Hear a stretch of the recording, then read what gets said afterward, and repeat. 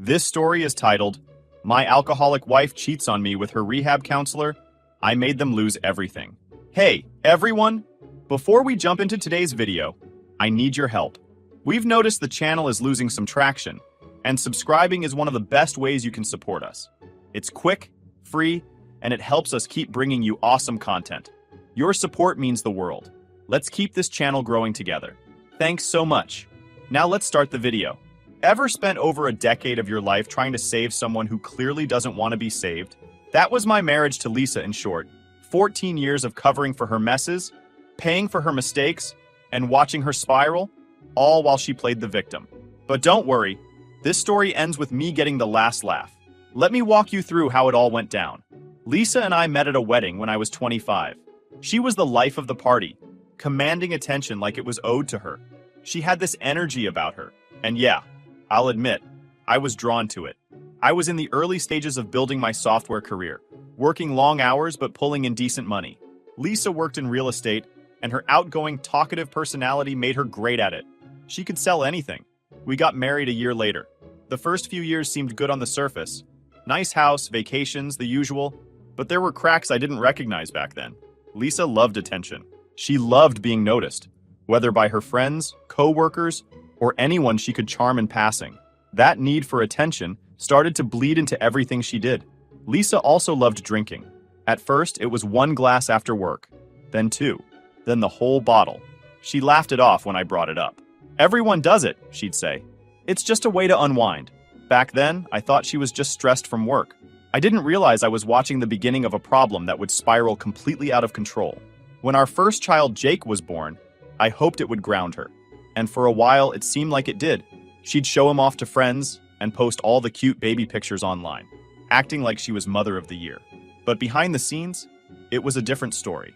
I hired a nanny to help because Lisa was always too tired or too busy to deal with the hard parts of parenting. She claimed it was because she was working hard, but I started noticing she spent more time out with clients than actually closing deals.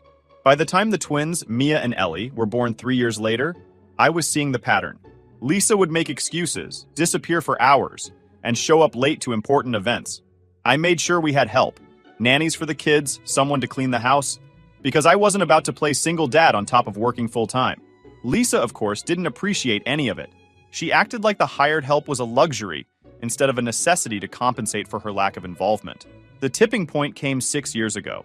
Lisa's drinking wasn't just a bad habit anymore.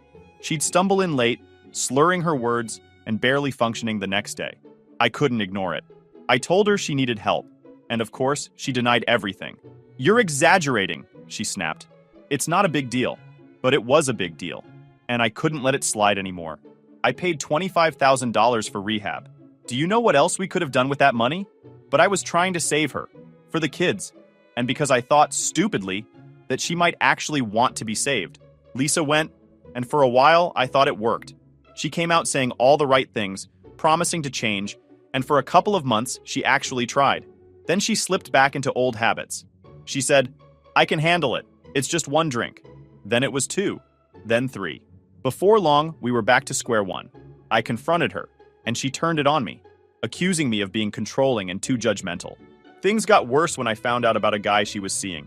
A friend of mine saw her out with some guy at a bar. When I confronted her, she denied it, of course. "He's just a friend," she said, laughing like it was no big deal. I didn't have proof at the time, so I let it go. But a week later, I found text messages on her phone, flirty, inappropriate, and completely undeniable. When I showed her the evidence, she tried to downplay it. "It didn't mean anything," she said. "I was drunk. It was a mistake. I didn't forgive her because I was weak. I didn't forgive her at all. I stayed because of the kids." Jake was only 5, and the twins were just toddlers. Lisa's drinking and neglect were bad enough, and I didn't want them growing up in a broken home. I thought I could hold the family together. Lisa had underestimated me for years. She thought she could keep her double life under wraps, relying on my patience and the facade of being a perfect family to cover her tracks. What she didn't realize was that I wasn't just some clueless husband fumbling in the dark. 3 years ago, I hit my breaking point. The second I found out about Brian, I knew it was time to play my hand. Let me backtrack a little. When I first heard about Brian, it was from Lisa herself. After her drinking spiraled out of control and her behavior became impossible to ignore, I told her she needed professional help, or I was done. That's when she started seeing him, her guiding light, as she'd dramatically put it. She'd always gush about how he really understands what I'm going through and helps me feel seen. At first, I was relieved she was talking to someone about her issues. I thought it meant she was finally on the path to fixing herself, but something about the way she talked about him didn't sit right. She'd mention Brian in passing, but her face would light up when she did. And whenever I asked simple questions like, "How are the sessions going?" or "What's the plan for recovery?" she'd deflect. "It's private," she'd say. "You wouldn't understand." I brushed it off at first, thinking maybe she was just protective of her process. But as time went on, things got weirder. She started disappearing more frequently, always with some excuse about needing alone time to process.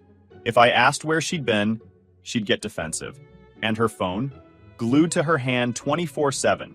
She even started taking it to the bathroom, which she never used to do. I knew something was up, but I didn't have enough proof. Yet. The final straw came when I found that hotel charge. She'd been sloppy, leaving her email open on the shared laptop.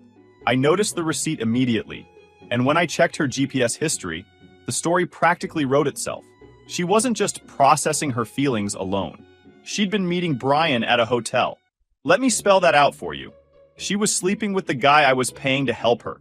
The man who was supposed to guide her through her issues was part of the problem. I didn't confront her right away. No, I wanted to be smart about this. I started paying attention to everything she did. I checked her emails, her texts, and her calendar.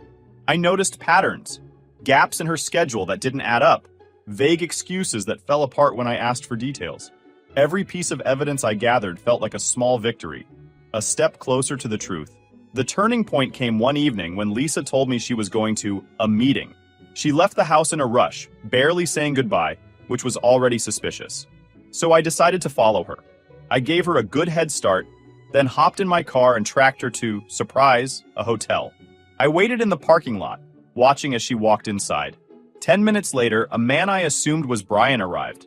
He was smug-looking, mid-40s, with a leather satchel that screamed, "I'm too cool for a briefcase." They didn't even bother sneaking around. They walked in together, laughing like teenagers. That was all I needed. I didn't go in or confront them. No, that would have been too easy. Instead, I went home and started building my case. The first thing I did was call my lawyer, Greg. Greg had been my go-to for years whenever I needed legal advice. But this was the first time I laid everything on the table. I told him about the drinking, the affairs, the neglect, and now this affair with Brian. His reaction? "This is gold," he said. "Not just because it's an affair, but because of who Brian is. A relationship between a counselor and a patient is a huge ethical breach. We're going to use this." I let Greg take the lead while I continued gathering evidence. I went through bank statements, emails, and old texts, pulling together every shred of proof I could find. Meanwhile, Lisa carried on, as if nothing was wrong. She had no idea what I was planning, and honestly, that made it so much sweeter. The moment that sealed it for me was when I found an email chain between Lisa and Brian. They weren't even careful about it. Flirty messages back and forth, sprinkled with inappropriate comments about their private sessions. It made my stomach turn, but it was exactly what I needed. I forwarded everything to Greg, who practically jumped out of his chair when he saw it. "This isn't just proof of an affair," Greg said. "This could ruin his career. You're sitting on a gold mine."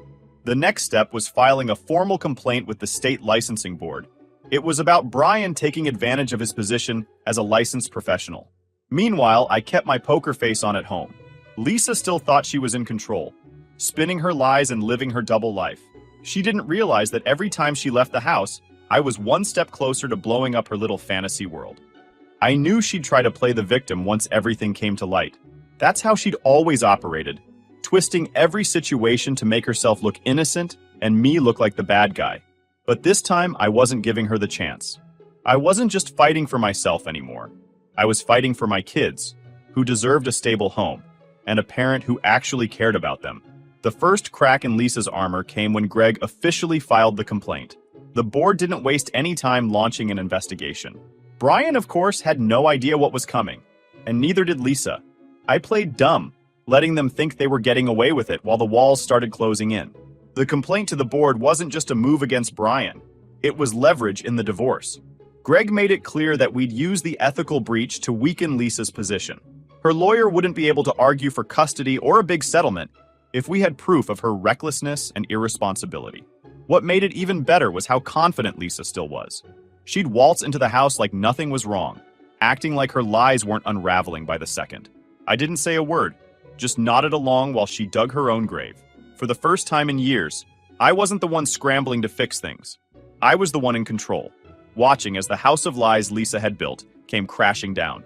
My lawyer, Greg, and I started strategizing for the divorce. Greg was sharp, and he didn't just want to win. He wanted to leave Lisa with nothing more than she deserved. The ethical breach from her affair with Brian wasn't just an emotional betrayal, it was a professional disaster. Brian had violated every rule in the book. And Lisa, she'd handed me the perfect weapon to take her down. First, Greg suggested we start by tightening the financial noose. Lisa had always treated our finances like a bottomless ATM. Shopping sprees, luxury dinners, and let's not forget the $25,000 I'd spent on her rehab. She acted like money just fell out of the sky. But she wasn't paying attention to the fact that I'd already started separating our finances months earlier. I opened a new account in my name and moved most of my income there. I left enough in the joint account to cover the basics, but nothing else. Lisa barely noticed. She was too busy living her fantasy life with Brian to pay attention. Meanwhile, I stopped funding her escapades. No more dinners on my dime, no more mystery hotel receipts. Next, I quietly started documenting everything. Every time she came home late, every missed school event, every morning she slept off another night out. I wrote it all down with dates, times, and details. Greg told me this would be crucial in court, especially when it came to showing her neglect as a parent. The hardest part? Keeping a straight face around Lisa. Every time she smiled at me, thinking she still had me fooled, I wanted to laugh. But I kept my cool. I let her think everything was fine while the damage was already done. The licensing board moved fast. Within weeks of filing the complaint, they reached out to me for more information. Greg and I handed over everything. The hotel receipts, the emails, even the timeline of their so-called therapy sessions. Lisa had no idea what was happening behind the scenes. Brian, on the other hand, must have started to feel the heat, because I noticed Lisa was spending less time at sessions and more time pacing around the house, glued to her phone. One night, she sat me down. She tried to sound casual, but her voice had that edge she got whenever she was nervous. "Have you been talking to anyone about us?" she asked, avoiding eye contact. "Why do you ask?" I replied, pretending to be clueless. "It's just, people are saying things," she stammered. "And Brian's been dealing with some professional issues. I just don't want anything getting out of hand." That was the first crack. For the first time, Lisa wasn't the one in control. She was scrambling, trying to figure out what was happening, but I wasn't giving her any clues. "I haven't said anything," I said calmly. "Why? Is there something I should know?" She didn't answer, just gave me a tight smile and walked away. Meanwhile, Greg and I kept building our case. The next step was child custody. Lisa loved to talk about how much she cared about the kids, but her actions told a different story. She'd missed Jake's last parent-teacher conference, blew off Mia and Ellie's school play, and barely spent time with them when she was home. Instead, she'd retreat to the bedroom or the backyard with her phone, leaving the nanny and me to handle everything. Greg made it clear. Custody was ours to win. The more evidence we had of Lisa's neglect, the stronger our case would be. Then came the moment everything started to unravel. The licensing board sent Brian a formal notice about the complaint. I didn't know exactly what went down, but I can only imagine the panic that must have set in. One day, Lisa stormed into the house, furious. "Are you trying to ruin my life?" she screamed. I raised an eyebrow. "What are you talking about? Brian got a complaint. Someone's trying to sabotage him. He could lose his license." She was practically foaming at the mouth, pacing back and forth like a caged animal. I shrugged. "Sounds like a professional issue. Nothing to do with me." She glared at me, trying to gauge if I was lying. "I swear, if you're involved—" "You swear what, Lisa?" I interrupted, my voice calm but firm. "Because last I checked, you're the one sneaking around and blowing up our family. Don't pin this on me." She froze, her face draining of color. For the first time, she realized I wasn't the oblivious husband she'd been treating me as. From that point on, things got ugly. Lisa became more erratic, lashing out at me and the kids over the smallest things. She'd stomp around the house, slamming doors and muttering under her breath. Meanwhile, Greg filed the divorce paperwork. We went in strong. Full custody of the kids, the house, and minimal financial support for Lisa. When Lisa got served, she completely lost it. She threw the papers on the floor and screamed at me like I'd committed the ultimate betrayal. "You're trying to destroy me. she shouted. No, Lisa, I said, my voice steady. You destroyed yourself. I'm just cleaning up the mess. When Lisa's lawyer drafted the divorce terms, they were desperate to protect Brian from any fallout. By then, I think they were both starting to realize how serious the complaint I'd filed with the licensing board really was. Lisa's lawyer, probably on her insistence, added a clause in the divorce negotiations. I was prohibited from speaking negatively about Brian or their relationship to anyone. They thought this would silence me and keep Brian safe while the divorce moved forward. But here's the thing about legal agreements. They're only as good as the specifics. What Lisa's lawyer failed to consider was whether I'd already filed a formal complaint about Brian before signing the divorce papers. They assumed my bad-mouthing was just me talking to neighbors or friends, venting about how Lisa's life had gone off the rails. What they didn't realize was that I wasn't just complaining. I was taking real, actionable steps to hold Brian accountable. You see, a gag order only applies to what you do after the agreement is in place. It can't erase the steps you've already taken. And a subpoena? That's a whole other level. Subpoenas legally compel you to testify in investigations or court proceedings, and they override any prior agreements, including divorce settlements. Greg made sure I was crystal clear on that when we filed the complaint. He had this sly grin when he explained it to me. They'll think they're clever, but a subpoena trumps everything, he said. You'll just need to sit tight and let the board come to you. So I waited, quietly. I didn't tell Lisa about the complaint or that the licensing board had already reached out for details. I didn't fight the gag order during the divorce proceedings either. There was no need. I let her and her lawyer think they'd boxed me in, that I couldn't say a word about Brian. When the subpoena arrived, Greg and I were ready. By this point, the board's investigation was well underway. They'd reviewed the evidence we submitted. They'd already pieced together the unprofessional and unethical nature of their relationship, but they needed me to confirm everything under oath. The timing was perfect. The divorce had just moved into its final stages, and Lisa was still strutting around like she'd won some great battle, thinking the gag order had silenced me. She had no idea the licensing board had subpoenaed me. When Greg told me the subpoena had arrived, I felt a strange mix of satisfaction and relief. For years, Lisa had played the victim, twisting every situation to her advantage. She'd acted like her choices didn't have consequences, but now she couldn't hide behind legal tricks or manipulation. On the day of the hearing, I sat across from the licensing board and laid it all out. I didn't hold back.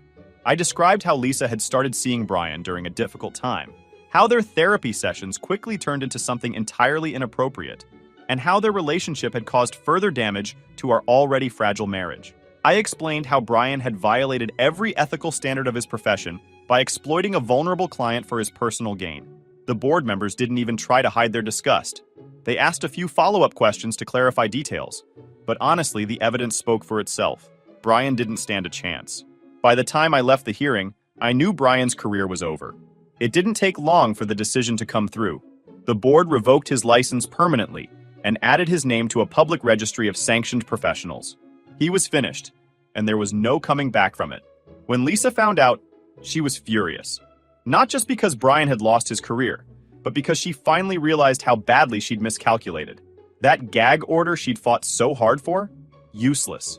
She hadn't just lost control of the narrative. She'd handed me the tools to tear it apart. Greg couldn't have been happier. This is exactly why we didn't push back on the gag order during negotiations, he said. Letting them think they had the upper hand worked in our favor. They walked right into the trap.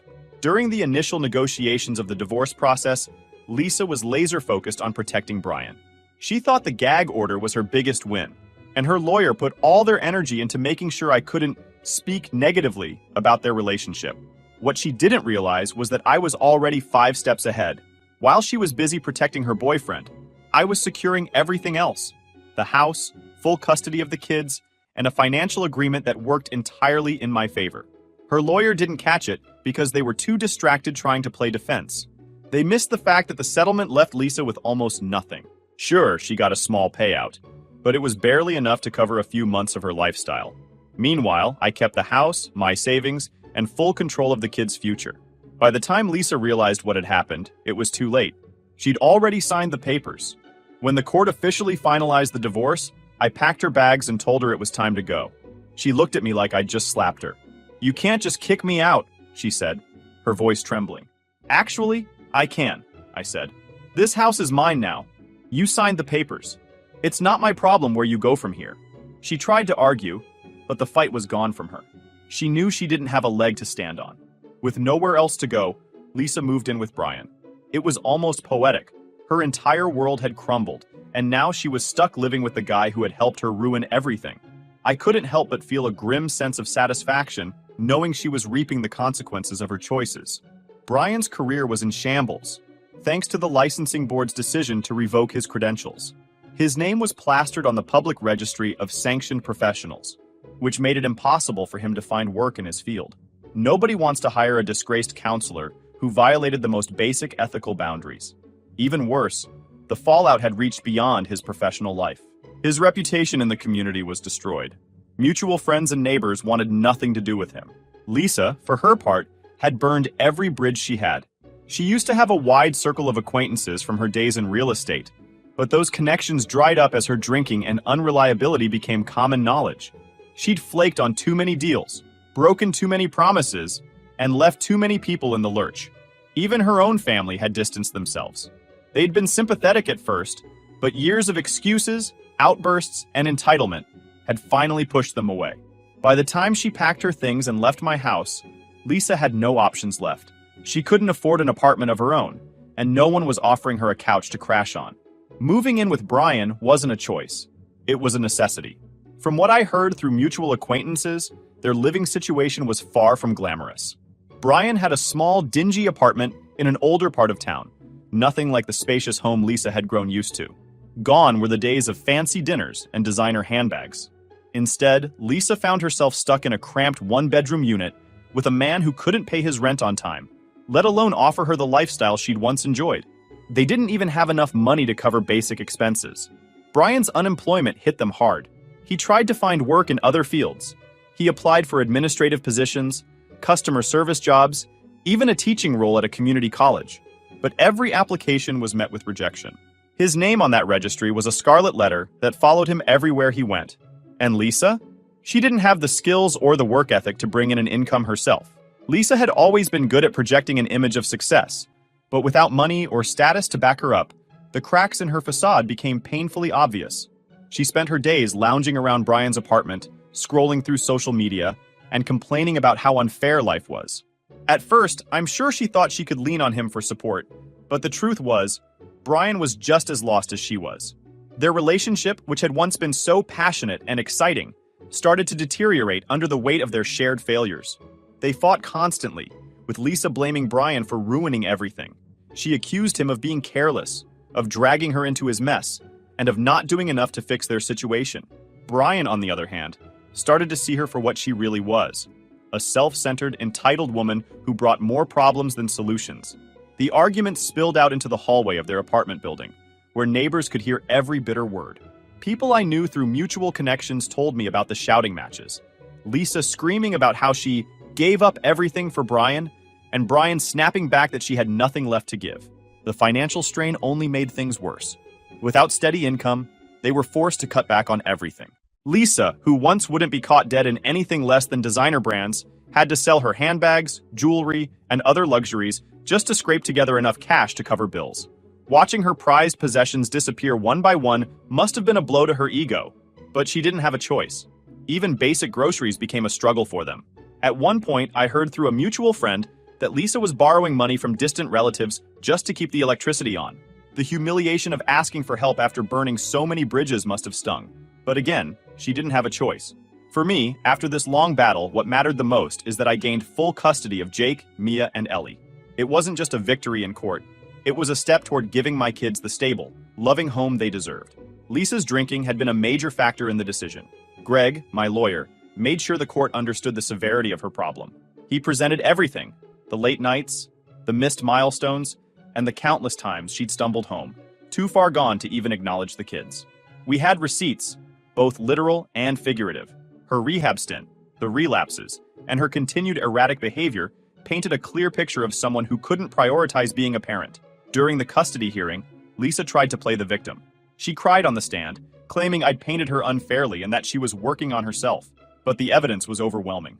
The judge wasn't buying her act. To say she didn't take it well would be an understatement.